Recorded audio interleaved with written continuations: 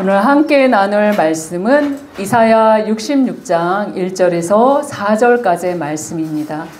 여호와께서 이와 같이 말씀하시되 하늘은 나의 보좌요 땅은 나의 발판이니 너희가 나를 위하여 무슨 집을 지으랴 내가 안식할 처소가 어디랴 내 손이 이 모든 것을 지었으므로 그들이 생겼느니라. 무릇 마음이 가난하고 심령에 통회하며 내 말을 듣고 떠는 자 그 사람은 내가 돌보려니와. 소를 잡아 드리는 것은 살인함과 다름이 없이 하고 어린 양으로 제사 드리는 것은 개의 목을 꺾음과 다름이 없이 하며 드리는 예물은 돼지의 피와 다름이 없이 하고 분향하는 것은 우상을 찬송함과 다름이 없이 행하는 그들은 자기의 길을 택하며 그들의 마음은 가증한 것을 기뻐한즉 나 또한 유혹을 그들에게 택하여 주며 그들이 무서워하는 것을 그들에게 임하게 하리니 이는 내가 불러도 대답하는 자가 없으며 내가 말하여도 그들이 듣지 않고 오직 나의 목전에서 악을 행하며 내가 기뻐하지 아니하는 것을 택하였음이라 하시니라. 아멘. 우리 작년에 우리 박성욱 담임 목사님께서 여기 성전에서 금식하며 기도할 때 하나님께서 이 평택 땅에 예배를 회복하라고 말씀하셨다고 전해 들었습니다. 교회들이 이렇게나 많은데 작은 개척교회에 겨우 몇 명 모여 예배 드리는 곳에 하나님께서 찾아와 평택 땅에 예배를 회복하라고 명령하셨습니다. 뒤집어 생각해 보면 수많은 교회들 가운데 하나님이 함께 교제하고 기쁨을 나눌 그런 하나님이 거할 예배자들을 하나님은 찾고 계시는데 그 예배자를 찾지 못했기 때문에 이 작은 교회에 오셔서 하나님께서 그렇게 요구하지 않으셨나라고 생각해 보았습니다. 맞습니다. 우리의 예배 회복을 위해서 이 작은 개척교회가 이런 것들을 준비하고 하나님 기뻐하시는 예배자로 세워지기 위해서 애쓰고 있습니다. 예배의 원형은 창세기에 나와 있습니다. 하나님께서 하늘과 땅 모든 것을 지으시고 일곱째 날에 안식하며 기뻐하셨다라고 말씀하시죠. 그리고 아담과 하와는 하나님과 에덴 동산을 같이 함께 거닐며 그분과 친밀한 교제를 나누며 참된 안식의 기쁨을 누렸습니다. 바로 이것이 예배입니다. 바로 하나님을 대면하며 교제하는 것, 그분과 함께 참된 안식을 누리는 것이 바로 예배입니다. 그리고 그분이 임재하신 곳이 바로 성전인 것이죠. 그렇게 그분이 임재하신 최초의 성전이 바로 에덴 동산인 것입니다. 그러나 인간의 반역으로 하나님과의 친밀한 관계는 깨어지고 그 하나님의 성전에서 쫓겨나게 되었지요. 인간은 방황하며 유리하는 자가 되고 말았습니다. 그러나 여전히 하나님은 예배 받으시고 다시 그 사랑의 교제를 회복하기를 원하셔서 아벨을 통해 노아를 통해 아브라함을 통해 또 야곱의 후손들을 통해서 끊임없이 하나님과 교제하는 길을 열어주셨습니다. 그래서 제사는 이렇게 드려야 돼. 바로 예배를 통해서 하나님과의 관계가 어떻게 회복돼야 되는지 하나님께서 세세하게 가르쳐주면서 그 관계가 회복되기를 갈망했던 것이 바로 예배입니다. 역사적으로 하나님이 임재하셨던 성전인 에덴 동산이 있었고 또 모세의 성막이 있었고 또 예루살렘 성전이 있었습니다. 하나님이 거하시는 그 성전을 하나님은 어떻게 생각하시는지 우리가 시편 132편을 통해서 한번 살펴보도록 하겠습니다. 시편 132장 13절입니다. 같이 한번 읽어봅시다. 여호와께서 시온을 택하시고 자기 거처를 삼고자 하여 이르시기를. 네, 여기서 시온은 요새라는 뜻으로 해발 790m 정도 높이의 예루살렘 성의 또 다른 이름입니다. 하나님이 시온 예루살렘을 택하셨다고 하시는데 여기서 택하시고 라고에 해당하는 이 히브리어는 동사 바하르라는 것으로 사랑하다, 기뻐하다는 용례로 쓰여지는 뜻입니다. 바로 그러면 해석을 해보면 여호와께서 시온을 사랑하시고 기뻐하셔서 자기의 거처로 택했다라고 말씀하시는 것입니다. 그리고 하나님께서 이곳을 택한 이유를 14절에 보면 또 말씀하시는데 같이 한번 읽어봅시다. 이는 내가 영원히 쉴 곳이라 내가 여기 거주할 것은 이를 원하였음이로다. 네, 하나님이 영원히 쉬고 싶다. 영원히 거주하고 싶다. 하나님이 간절히 원했다는 거예요. 그런데 여기서 원하였다라는 원어적인 의미를 살펴보면 하나님이 간절히 열망했다라는 뜻입니다. 하나님께서 사랑하시는 시온을 택하셔서 당신이 기뻐하시는 영원한 안식처로 삼아 그곳에 거주하기를 너무나도 열망했다라고 말씀하고 있습니다. 그런데 크고 크신 하나님께서 어떤 성전에 갇히시는 분이십니까? 아니지요. 우리가 아까 읽었던 것처럼 이사야 66장 1절 한번 읽어봅시다. 시작. 여호와께서 이와 같이 말씀하시되 하늘은 나의 보좌요 땅은 나의 발판이니 너희가 나를 위하여 무슨 집을 지으랴 내가 안식할 처소가 어디랴. 네, 하늘과 땅의 모든 것을 지으시고 온 천지에 하나님께서 두루 운행하시기 때문에 무소부재 하나님께서 사람이 지어놓은 어떤 한 곳 그 성전에 갇히시는 분이 아니다. 또한 소와 양을 잡아드리는 제사를 통해 하나님을 조종할 수 있는 분이 아니다 라고 말씀하고 있는 것입니다. 하나님은 인간이 지은 어떤 성전을 또 어떤 집에 또 그런 집은 하나님을 가둘 수 있는 하나님을 넣을 수 있는 집은 존재하지도 않고 존재할 수도 없다는 말을 하고 계시는 것입니다. 그럼에도 불구하고 하나님은 시온을 기뻐하시고 그분이 평안히 쉴 곳, 안식할 곳으로 예루살렘 성전을 택하시고 그곳에 거주하기를 열망했다라고 표현하는 것을 보시면 정말 충격적이게 다가오는 그런 표현입니다. 하나님께서 예루살렘 성전의 금은 보화로 가득 찼기 때문에 그곳이 편안하고 기뻤다고 말씀하시는 것일까요? 아니지요. 하나님은 장막에도 거하시고 예루살렘 성전에도 거하시고 또 헤롯이 넓게 그렇게 펼쳐놨던 그곳에도 거했지만 그 화려함 때문에 그곳에 거한 것이 아니라 그곳에 나오는 하나님의 백성들을 만나서 그들과 교제하기를 기뻐하시기 때문에 그곳을 당신의 안식처로 거주할 곳으로 열망했다라고 표현하고 있는 것입니다. 그런데 충격적이게도 하나님이 그렇게 짝사랑하고 사랑하시는 하나님 그렇게 기뻐하시는 택함 받은 하나님의 백성이 하나님을 만나러 오기는 했지만 하나님은 그들과 교제할 수 없었습니다. 하나님은 자신의 백성들에게 철저하게 왕따를 당하셨기 때문에 그들과 교제할 수 없었습니다. 그렇게 하나님은 이사야 66장 3절에 이렇게 표현하고 있습니다. 같이 한번 읽어봅시다. 소를 잡아 드리는 것은 살인함과 다름이 없이 하고 어린 양으로 제사 드리는 것은 개의 목을 꺾음과 다름이 없이 하며 드리는 예물은 돼지의 피와 다름이 없이 하고 분향하는 것은 우상을 찬송함과 다름이 없이 행하는 그들은 자기의 길을 택하며 그들의 마음은 가증한 것을 기뻐한즉. 네, 예루살렘 성전에서 하나님의 백성들은 하나님께 소를 잡아드리고 어린 양으로 제사드리고 예물을 드리고 분향했습니다. 한마디로 레위기에 말씀하신 대로 적법하게 예배드렸다라는 표현입니다. 하지만 하나님은 그들의 예배가 하나님 앞에 얼마나 가증한 행위였는지 그 가증함을 강조하시기 위해서 뭐라고 합니까? 다름이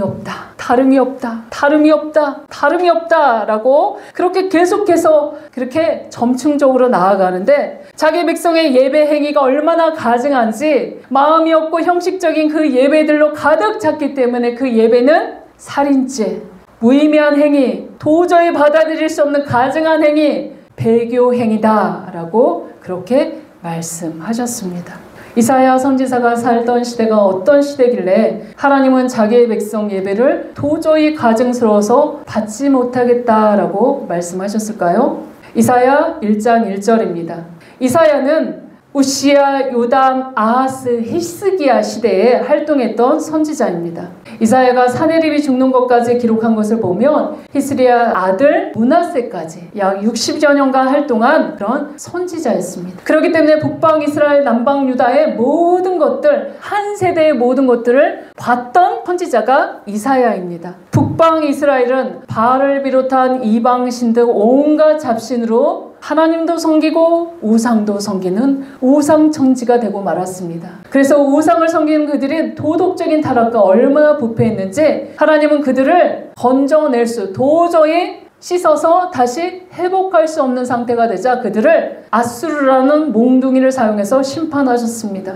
히스기야 시대에 북방 이스라엘이 멸망당했기 때문에 이사야는 그것을 직접 목도했습니다. 그리고 남방 유다는 달랐을까요? 별반 차이가 없었습니다. 남방 유다도 아합과 이세벨의 딸 아달랴가 남방 유다로 시집 옴으로 말미암아 그 며느리를 통해서 들어온 바알 종교, 아세라 종교로 인하여 하나님의 성전에서 가증한 행위를 행하고 있었습니다. 하나님도 섬기고 우상도 섬기고 돈도 좋고 성공도 좋고 음란도 좋고 하나님도 좋고 거룩과 음란이 함께 섞여버린, 그래서 하나님을 섬기는 것인지 우상을 섬기는 건지 도무지 알 수 없는 예배 행위를 그들이 행했던 것입니다.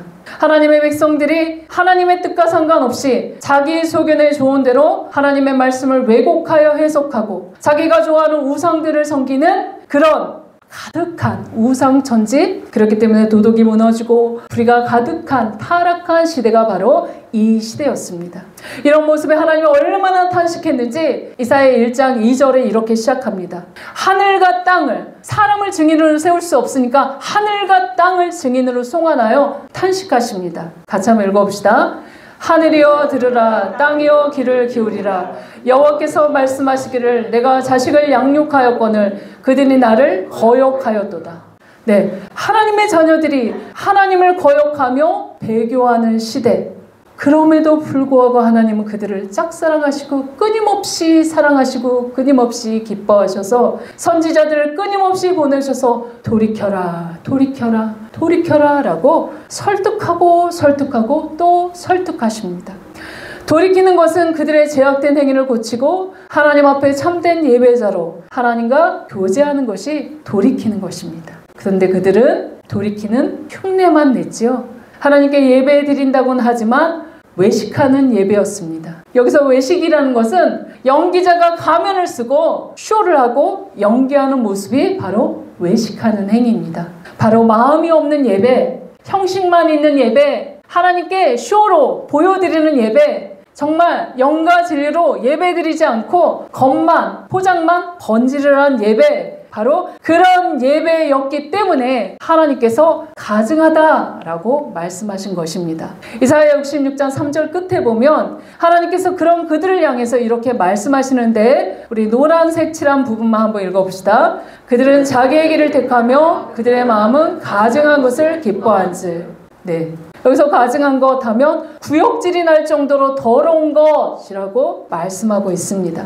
바로 자기 멋대로 예배와 절기를 바꾼 여로보암처럼 하나님께 드리는 예배도 자기 편한 대로, 자기가 좋은 대로 이렇게 하나님 앞에 나와서 하는 것입니다. 마치 우상을 달래서 소원을 성취하려고 하는 것처럼 마음도 없는 예배를 드려놓고 하나님을 달래 놓았으니 그 대가로 하나님, 내가 원하는 소원들을 내가 원하는 때, 내가 원하는 방식으로, 내가 원하는 시간에 바로 들어줘야 하는 것은 당연하다라고 기대하는 사람들이었습니다. 그리고 하나님의 말씀에 귀를 기우는 것이 아니라 삶의 기준이 자신이기 때문에 자기가 생각하는 대로, 자기가 원하는 대로, 자기 방식대로 인생을 각자 소견에 좋은 대로 살아갔습니다.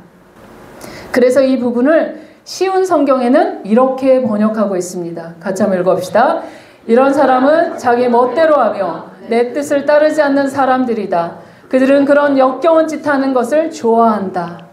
자기 멋대로 하면 하나님의 기준이 아니고 자기가 기준이기 때문에 자기 멋대로 하나님 뜻과 상관없이 내 뜻이 좋아, 그렇게 계속 가다 보면 그 행위와 그것들이 악하다, 역겹다. 그런데 그것을 좋아하는 하나님의 백성들입니다. 저와 여러분은 어떻습니까? 하나님을 섬긴다고 하면서도 하나님의 뜻과 말씀을 따르지 않고 내가 원하는 방식대로, 내 생각과 내 뜻대로 인생을 살아가는 그 기준으로 살아가고 있지 않습니까? 우리의 중심을 깨트려 보시는 하나님께서 마음이 없는 형식적인 예배, 행동이 따르지 않은 말뿐인 그 공경을 하나님은 기뻐하지 않으십니다. 열어서 읽으면 깨달을 수 있는 그 계시의 책을 우리에게 주셨음에도 불구하고 먼지만 쌓여가며 읽지 않습니다. 바로 하나님의 뜻이 무엇인지 묻지 않은 시대를 살아가고 있습니다.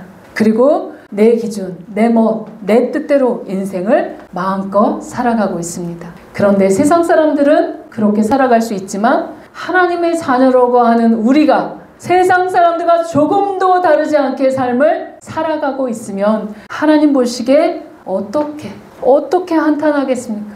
오늘 이 자리에 나와서 우리가 하나님을 참되게 예배하는 그 예배자로 이렇게 하나님 앞에 나왔는데 하나님이 딱 보시기에 구역질이 난다라고 여기신다면 어떻게 하나님과 친밀한 교제를 우리가 할 수 있을 것입니까? 결국 하나님의 말씀을 따르지 않는 자기 멋대로 사는 예배자들을 향해 하나님은 심판을 선언할 수밖에 없었습니다. 이사야 66장 4절입니다. 같이 한번 읽어봅시다. 나 또한 유혹을 그들에게 택하여 주며 그들이 무서워하는 것을 그들에게 임하게 하리니 이는 내가 불러도 대답하는 자가 없으며 내가 말하여도 그들이 듣지 않고 오직 나의 목전에서 악을 행하며 내가 기뻐하지 아니하는 것을 택하였음이라 하시니라. 네, 영적으로 하나님을 반역하면서도 하나님이 가증하게 여기는 우상들, 바로 돈신, 음란신, 성공신, 하나님보다 우선으로 놓고 형식적으로는 여호와 앞에 나와 제물을 드리며 자신들이 무서워하는 일들이 임하지 않도록 그들이 피하고자 하는 그런 일들이 닥치지 않도록 예배의 보험을 들어놓고 하나님 앞에 눈도장 꽝 찍어놓고 그리고 난 다음에 하나님 심판하시면 안 돼요? 하나님 내가 두려워하는 그 일 일어나면 안 돼요? 라고 하나님 앞에 예배 보험 다 들어놓고 그리고 난 다음에 돌아가서 하는 짓은 여전히 내가 왕으로서 살아가는 것이죠. 하나님께서는 그들을 향해서 심판을 선언하셨습니다. 계속해서 그 심판이 딜레이되고 그리고 돌아와라 했지만 끝내 돌이키지 않자 역사적인 맥락으로 보면 결국 그들이 두려워했던 아수르와 바벨론에 의해 칼과 기근과 전염병에 죽임당하고 남은 자들은 70년 동안 바벨론 포로 생활을 해야만 했습니다. 철저하게 하나님 앞에 훈련받고 교육받은 다음에 다시 고토로 회복될 수 있었습니다. 이스라엘이 당한 이런 일들은 우리의 경계로 삼아 하나님께서 기록해 놓으신 것입니다. 그렇기 때문에 우리도 어떤 예배자? 하나님이 참되게 찾는 예배자. 예배 다 드렸다고 땡이 아니라 하나님이 정말 찾으시는 예배자가 무엇인지, 그러면 그 예배자는 어떤 예배자인지 우리가 바로 알아야 그 하나님 앞에 그렇게 참되게 예배 드릴 수 있지 않습니까? 이사야 66장 2절입니다. 같이 한번 읽어봅시다. 나 여호와가 말하노라. 내 손이 이 모든 것을 지었으므로 그들이 생겼느니라. 무릇 마음이 가난하고 심령에 동해하며 내 말을 듣고 떠는 자, 그 사람은 내가 돌보려니와. 네, 창조주 하나님께서 이 모든 것을 손수 지으셨기 때문에 모든 것이 다 하나님의 것입니다. 그런데 하나님의 것을 가지고 하나님께 예배드린다고 이것도 사고 저것도 사고 저것도 사고 이것도 사고, 그리고 그 예배당에 모여서 그렇게 하나님을 찬양했던 그것들이 하나님 너무나 기뻐서 그 시온을 기쁘다, 그 시온을 내가 함께 거하기를 열망한다 라고 말씀하셨던 것입니다. 그곳에 다윗처럼 하나님의 성전을 사모했던 자들이 있었기에, 다윗처럼 하나님의 임재를 사모했던 자들이 있었기에 그것을 기뻐했던 것입니다. 하나님 바로 인격적이신 분이시기 때문에 그분을 사랑하고 말이 통하는 자들과 교제할 수 있다는 것입니다. 그리고 그들과 함께 기뻐하며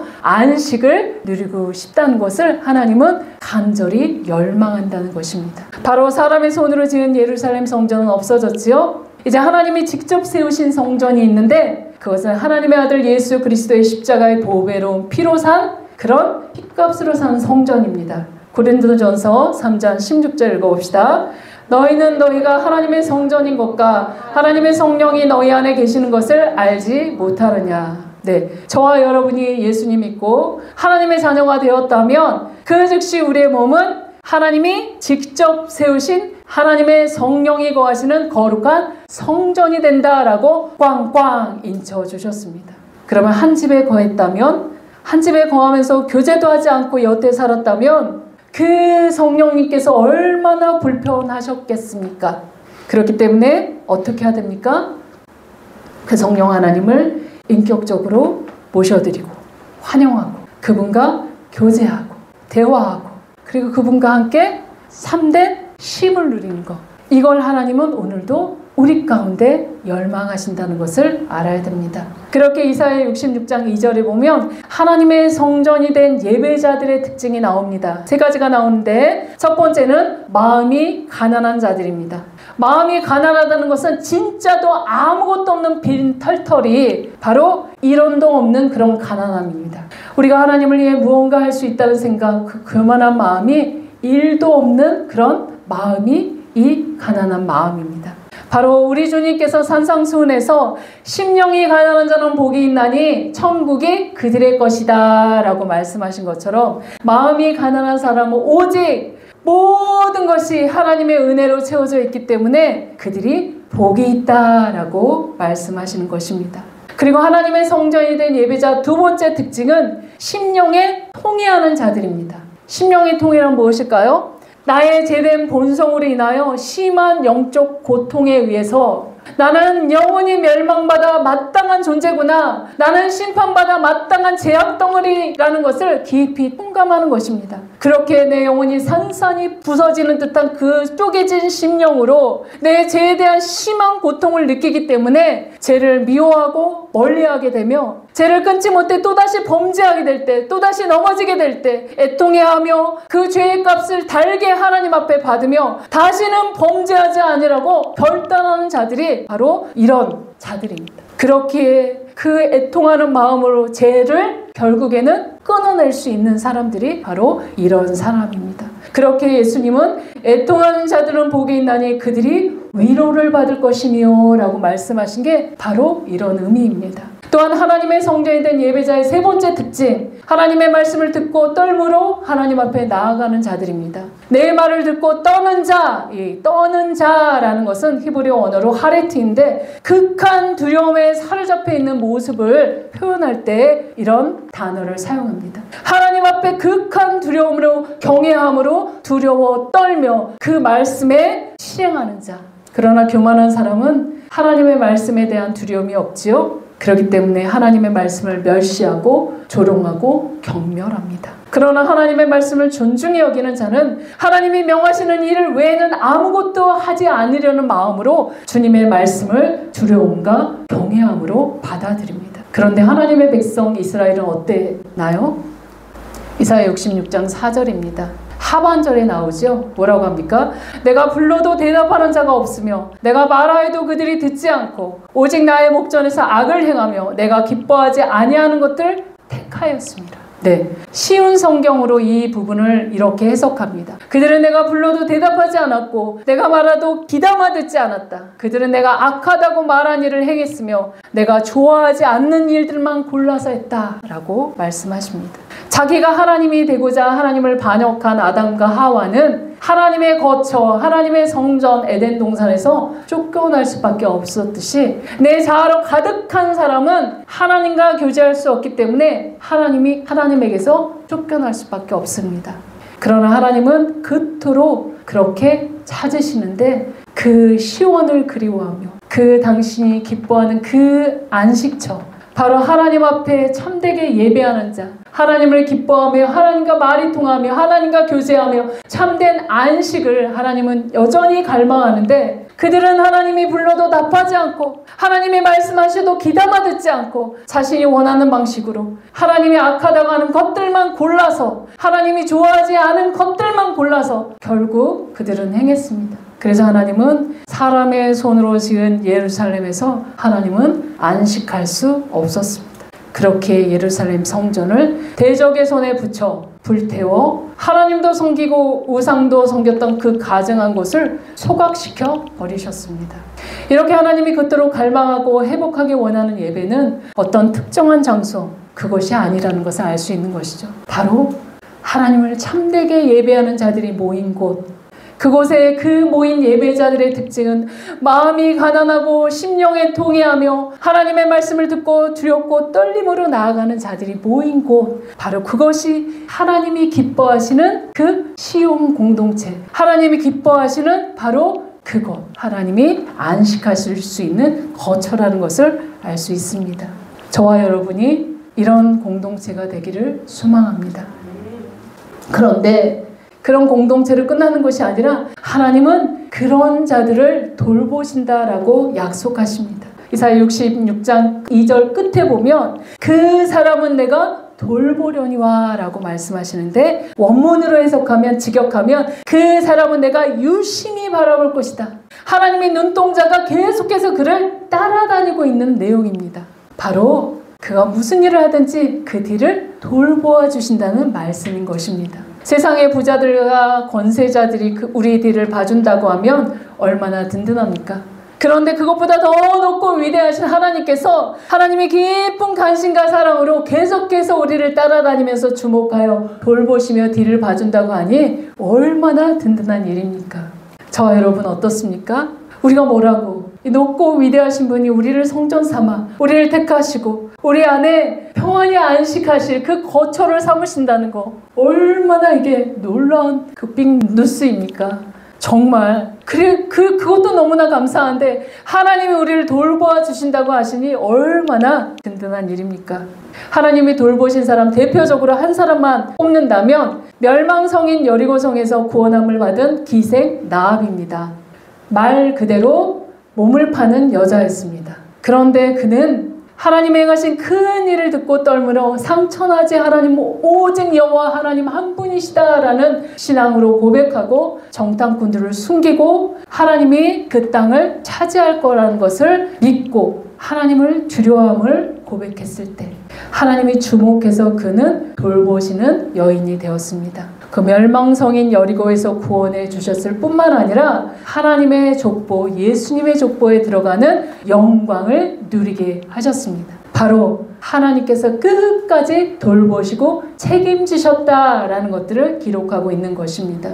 저도 라합처럼 하나님의 말씀에 떨었던 경험이 있습니다. 어려서부터 신앙생활을 했기 때문에 수많은 성경 스토리들을 깨고 있었죠. 또 총신 신대원 입시를 보기 위해서는 성경을 구석구석 외워야 입시를 통과할 수 있었습니다. 그래서 성경을 잘 안다고 생각했던 교만했던 시절이 있었습니다. 그러던 어느 날 2014년 어느 날입니다. 성경을 읽고 기도하던 중에 하나님께서 심령 깊은 속에서 이렇게 말씀하셨습니다.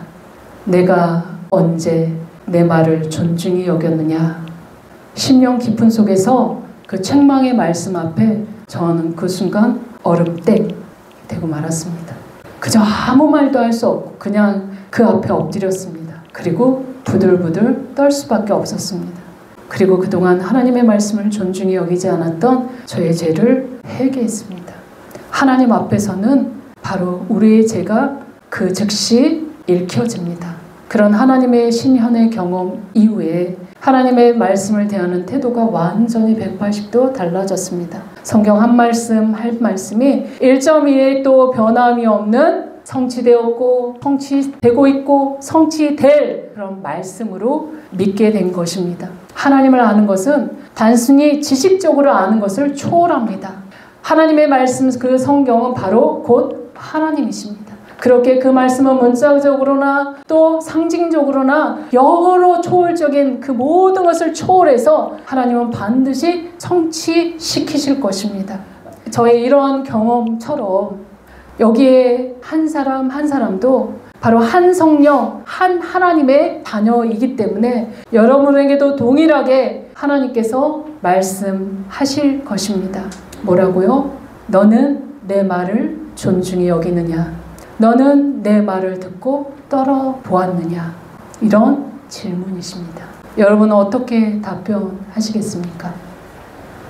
두렵고 떨림으로 하나님 명령하신 이 평택 땅에 예배의 회복을 위해서 가난한 심령, 통회하는 심령으로 나아가는 저와 여러분이 다 되시기를 주의 이름으로 소망합니다. 아멘.